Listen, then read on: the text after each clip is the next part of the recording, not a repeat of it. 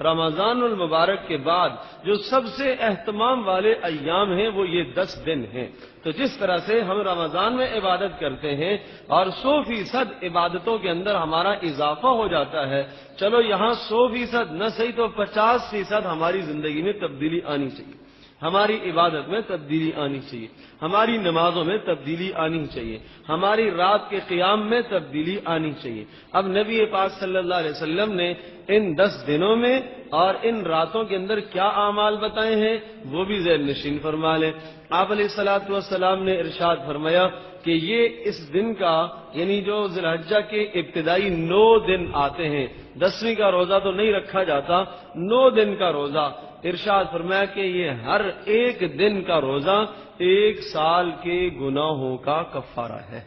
کتنی بڑی فضیلت ہے، کتنی بڑی فضیلت ہے۔ تو میرا عزیز دوستو بزرگو، یا تو پھر میں اور آپ ہم یہ کہیں کہ ہاں بھائی ہمارے تو گناہ ہی نہیں ہے، ہمیں رکھنے کی کیا ضرورت ہے، یہ بات تو نہیں ہو سکتی، ہمارے تو گناہ ہیں، بے شمار گناہ ہیں، صحابہ نے رکھے، نبی پاک صلی اللہ علیہ وسلم نے یہ روزے رکھے، تو ان سے زیادہ تو ہمارے گناہ ہیں، ان کے پاس گناہ تو بہت کم تھے۔ نبی پاک صلی اللہ علیہ وسلم تو گناہوں سے معصوم ہیں، صحابہ گناہوں سے محفوظ ہیں، تو وہاں تو گناہ نہیں ہے، لیکن ہماری زندگی میں بہت زیادہ گناہ ہیں، وہاں نیکیاں ہی نیکیاں ہیں، نیکیاں ہی نیکیاں ہیں، ڈھونڈنے سے کوئی گناہ ڈھونڈنے سے ملا کرتا تھا، وہ بھی بڑا گناہ کبیرہ نہیں، کوئی چھوٹا اکا دکا اللہ کی مرضی منشا کے خلاف غیر دانستہ طور پر کوئی عمل ہو جاتا تب بھی ساری رات روتے رہتے تھے، یہ حالت تو وہاں تھی۔ اور ہمارے یہاں میرے عزیز دوستو بزرگوں، اگر ہم اپنی 24 گھنٹے کی زندگی کو دیکھیں، 1 سال پیچھے کی زندگی کا موازنہ کریں، 1 مہینے کی زندگی کا موازنہ کریں کہ ہم نے کیا کمایا اور کیا ہم نے کھویا، کیا پایا، تو یقیناً ہم اس نتیجے پر پہنچیں گے کہ ہمارے اعمال میں نیکیاں 2-4 ہیں، گناہوں سے بھرے ہوئے ہیں، ہمارے صحیفے، ہمارے نامہ اعمال گناہوں سے بھرپور ہیں، نیکیاں 2-4 ہیں، اور وہ جو 2-4 نیکیاں ہیں وہ بھی اخلاص سے خالی ہیں، وہ بھی کہیں سنت سے خالی ہیں، کہیں تو نبی پاک صلی اللہ علیہ وسلم کی سنت کے مطابق عمل نہیں ہوا، ثواب سے محروم رہ گئے، کہیں عمل تو ہوا ہے سنت کے مطابق تو ہوا لیکن اخلاص کی کمی آ گئی، جب بھی ہم محروم رہ گئے۔ تو میرا عزیز دوستو بزرگوں، پھر مجھے اور آپ کو تو ہمیں اور زیادہ روزہ رکھنا چاہیے۔ اب سن لیجئے، رسول پاک صلی اللہ علیہ وسلم کے متعلق جب صحابہ نے سنا کہ آپ علیہ الصلوۃ والسلام تو بہت روزے رکھتے ہیں، کیا ترتیب تھی وہاں روزوں کی؟ وہاں روزوں کی یہ ترتیب ہوا کرتی تھی کہ پیر کا اکثر روزہ ہوتا تھا، جمعرات کا اکثر روزہ ہوتا تھا، ہر اسلامی مہینے کی جو ہے وہ 13ویں اور 14ویں اور 15ویں کو روزہ ہوتا تھا، اور کبھی گھر تشریف لاتے حضرت عائشہ رضی اللہ تعالیٰ عنہ ارشاد فرماتے ہیں، آپ علیہ السلام صبح صبح آ کے پوچھتے تھے کوئی شے کھانے کی ہے، اگر ہوتی تو ہم پیش کر دیتے اور اگر نہیں ہوتی تو ہم کہہ دیتے اللہ کے رسول کچھ بھی نہیں ہے، آپ ارشاد فرماتے تھے اچھا پھر میرا روزہ ہے، اچھا پھر میرا روزہ ہے۔ یہ نفلی روزے کا یہ حال تھا، کثرت سے روزہ رکھا کرتے تھے، اور پھر ان 10 دنوں میں ان 9 دنوں میں بھی روزے کا بھرپور اہتمام تھا۔ جب صحابہ نے دیکھا کہ نبی پاک صلی اللہ علیہ وسلم اس قدر روزوں کا اہتمام فرمانے والے ہیں تو صحابہ کرام رضی اللہ عنہم اجمعین نے بھی روزوں کا اہتمام کیا۔ فرمایا فواصل اصحابہ صلی اللہ علیہ وسلم، آپ علیہ السلام نے مسلسل روزے رکھے، صحابہ نے بھی مسلسل رکھنے شروع کر دیے، حتیٰ کہ بعض صحابہ کا یہ حال تھا کہ 30 دن پورے روزے، رمضان کے علاوہ مسلسل روزہ چل رہا ہے۔ آپ علیہ السلام نے انہیں بلایا اور انہیں ارشاد فرمایا کہ دیکھو تم میری طرح نہیں ہو۔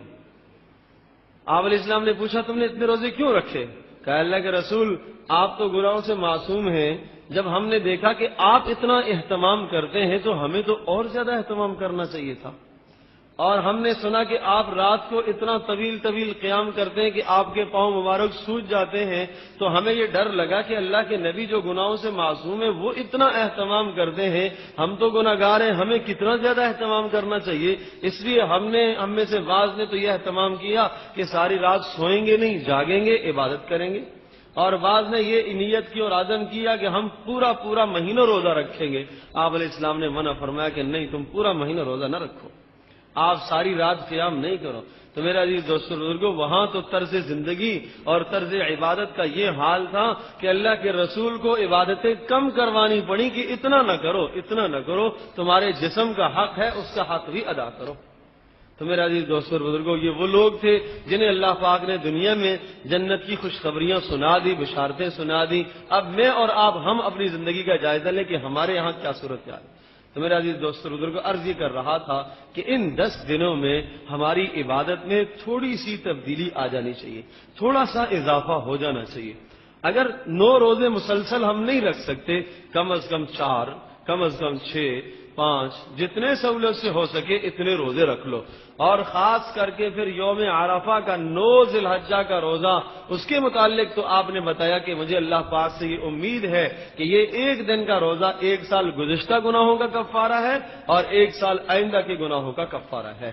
اب بتائیے میرے عزیز دوستو اور بزرگوں، ہمیں یہ چاہیے کہ ہم اس روزے کا اہتمام کریں۔ اول تو چاہیے کہ مسلسل 9 دن کے روزوں کا اہتمام کرے، لیکن اگر 9 دن کے نہ ہو سکیں تو کم از کم 9 ذی الحجہ کا تو ضروری کر لے۔ آپ نے ارشاد فرمایا کہ ان 9 دنوں کے روزے کا یہ حال ہے اور یہ ثواب ہے کہ 1 دن کا روزہ 1 سال کے گناہوں کا کفارہ۔ اور اگلی بات بھی سن لیجئے، آپ نے ارشاد فرمایا کہ ان دنوں کی جو راتیں ہیں، ان کی فضیلت یہ ارشاد فرمائی کہ ان کی فضیلت یہ ہے کہ ہر رات کا قیام وہ لیلۃ القدر کے قیام کے برابر ہے۔ لیلۃ القدر کا کتنا فائدہ ہے۔ لیلۃ القدر خیر من 1000 شہر، فرما 1000 مہینوں سے بڑھ کر اس کی عبادت ہے، اور 1000 مہینے میں اگر آپ شمار کرتے ہیں تو 83 سال بن جاتے ہیں۔ 83 سال سے متجاوز عبادت کا ثواب جو آدمی عشرہ ذی الحجہ کی راتوں میں سے کسی ایک رات کا قیام کر لے۔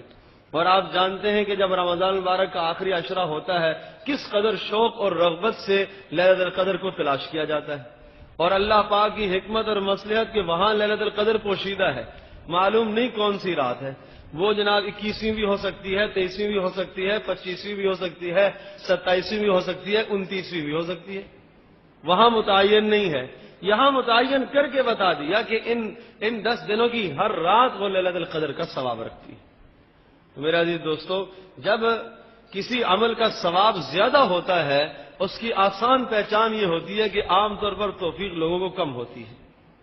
اب آپ دیکھیں کہ اسی طرح سے دن ہمارے گزر جاتے ہیں، جس طرح سے پورا سال گزرتا ہے، ان دنوں میں عبادت میں بھی کوئی فرق نہیں آتا، کوئی تبدیلی نہیں آتی۔ تو درخواست ہے کہ دن کے روزے کا اہتمام کریں اور رات کے قیام کا بھی اہتمام کریں۔ رات کو کیا کریں؟ اللہ کے نبی نے کوئی مخصوص عبادت نہیں بتائی۔ آپ بیٹھ کے تلاوت کیجئے، آپ ذکر کیجئے، آپ اذکار کیجئے، آپ توبہ کیجئے، آپ نوافل پڑھ لیجئے، جو اعمال ہو سکیں وہ اعمال کثرت سے کیجئے۔ ہاں، چند اعمال پڑھنے کے آپ علیہ السلام نے بتائے ہیں، اور ارشاد فرمایا کہ ان 10 دنوں میں کثرت سے تم لا الہ الا اللہ کو پڑھا کرو،